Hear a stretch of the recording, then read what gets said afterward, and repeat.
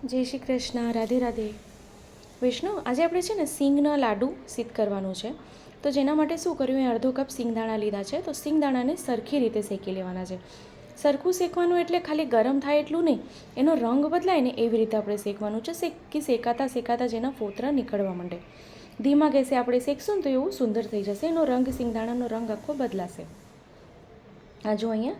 તો હવે સિંગદાણા એક પ્લેટમાં લઈને એને આવી રીતે જો હાથમાં લઈએ ને તો તરત જ એના ફોતરા છે નીકળી જાય અને સિંગદાણાનો રંગ પણ જો આખો બદલાયો છે. તો આપણે આવું જોશે. ખાલી સિંગદાણા એકદમ સફેદ રહે, એકદમ શ્વેત રહે એવું નથી જોતું.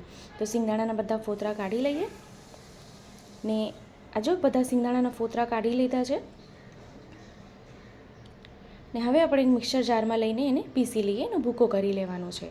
હવે આ કરવાનું કારણ શું છે, આવી રીતે જો માંડવી પાક બી સિદ્ધ કરશું ને, સિંગ પાક, તો એ બી ખૂબ સુંદર થશે. કારણ કે એટલે કચાસનો ભાગ રહી જાય ને એમાં કાચું ન લાગે. તો સુંદર એટલે પાવડર થઈ ગયું છે. હવે એમને જોઈ લઈએ માપમાં કે કેટલું છે. તો માપમાં જો આ નોર્મલ કપ છે, આપણા બધાના ઘરમાં આપણી પાસે કપ હોય, તો એ કપના માપથી 1 કપ અહીંયા ભૂકો થયો છે. તો અહીંયા ખાંડ આપણે કેટલી લેવાની, એટલે સાકર અહીંયા આપણે પોણો એટલે અડધાથી બી ઓછી, એટલે 1/4 ખાલી સાકર લેવાની. અને સાકર ડૂબે એટલું એમાં દૂધ કરી દઈએ. અને ખાંડ ઓગળે એટલે આમ ખાંડ ઓગળી જાય, કારણ કે દૂધ થોડુંક જ છે એટલે ખાંડ ફટાફટ ઓગળી જશે. ખાંડ ઓગળે પછી આપણે એમાં, અને એની સાથે આપણે એમાં છે ને 2 ચમચી ઘી કરી દેવાનું છે. તો અહીંયા 2 ચમચી ઘી કરી દઈએ અને ખાંડ ઉગડે ત્યાં સુધી એને ચલાવીએ. તો આપણે જો ખાંડ સરખી ઓગળી ગઈ છે, એકદમ પ્રોપર વ્યવસ્થિત બબલ્સ સરસ આવવા માંડ્યા છે એમાં. તો આપણે જેમાં ભૂકો કરી રાખ્યો છે સિંગનો, એ ભૂકો આપણે એમાં પધરાવી દઈએ. ખૂબ સુંદર બબલ્સ આવવા માંડ્યા છે એમાં. એટલે આપણે આમ તો કહું ને, બબલ્સ આમ ખાંડ ઓગળશે ને એટલે આમ 2 તારની ચાસણી એ કરવાની આપણે એમાં. તો 2 તારની ચાસણી, અને સાથે કાજુ અને બદામનો ભૂકો છે. એ કેટલું લીધું છે, એ 3 થી 4 ચમચી લેવાનું છે. 3 થી 4 ચમચી કાજુ અને બદામનો ભૂકો એવી રીતે લેવાનો છે. બસ હવે આને જો થઈ ગયું છે, આ તરત જ સિદ્ધ થઈ જાય છે. એટલે આપણે એમાં મિક્સ કરીએ ને, આપણે એમાં સિંગનો ભૂકો પધરાવીએ તો તરત જ આ ગોળું થશે. એટલે તરત ગેસને બંધ કરી દેવાનું. ગેસની ફ્લેમને બંધ કરી દઈએ અને નીચે ઉતારી લઈએ અને એને ઠંડુ થવા દઈએ.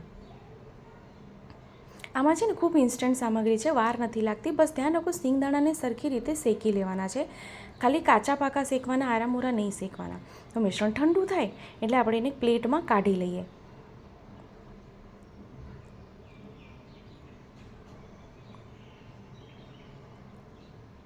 આવી રીતે એને સ્પ્રેડ કરી દઈએ જેથી મિશ્રણ સુંદર ઠંડુ થઈ જાય. હવે એને નાના નાના આપણે લાડુ વાળી લઈએ. તો ખૂબ સરળ અને સુંદર, ખૂબ ઇન્સ્ટન્ટ સામગ્રી સિંગનો લાડુ સિદ્ધ થઈ ગયું છે. તો આપ જો વિડીયો ગમે તો વિડીયોને લાઈક જરૂરથી કરશો અને આપણા ગ્રુપમાં શેર કરશો, જેથી વધુથી વધુ લોકો સુધી વિડીયો પહોંચી શકે અને એ લોકોને બી વિડીયો ઉપયોગી થઈ શકે. અને જો ચેનલ પર નવા હોય, ચેનલને સબસ્ક્રાઈબ ના કરી હોય તો ચેનલને સબસ્ક્રાઈબ કરશો, બેલ આઇકોન હિટ કરશો, કે જેથી જ્યારે બી કોઈ સામગ્રીનો વિડીયો મૂકું તો આપ સુધી નોટિફિકેશન આવી જાય. તો અહીંયા બધા લાડુ વાળી લીધા છે અને ઉપરથી જે શેકેલી સિંગ હતી એને મેં સાઈડમાં 5 થી 6 દાણા કાઢી લીધા હતા. એટલે એના ફોતરા કાઢીને ઉપરથી આવી રીતે સજાવટ કરી દઈએ.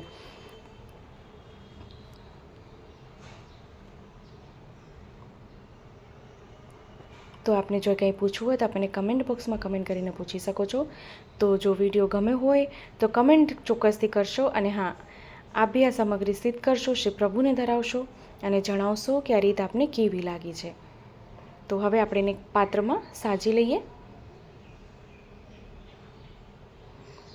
હું આપને નજીકથી એનો ટેક્સચર દેખાડી દઉં કે એનો રંગ બી કેટલો સુંદર આવ્યો છે. એટલે જ મેં આપને કીધું કે સિંગને એટલે માંડવીને શેકવાની થોડીક વધારે, એટલે ધીમા ગેસે. કારણ કે જો હાઈ ફ્લેમ પર શેકશું ને તો તરત જ આ કાળી એટલે લાલ પડી જશે, એકદમ એમાં દાજ બેસી જશે અને આપણે દાજવી ન જોઈએ, એ ધ્યાન રાખવાનું છે.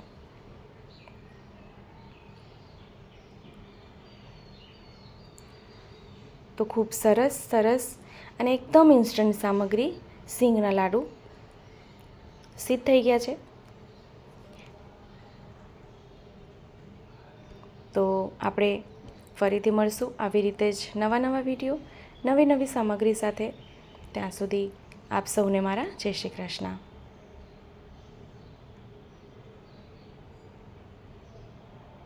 જો આપને કાંઈ ન સમજાય તો આપ મને ફરીથી કમેન્ટ કરી શકો છો.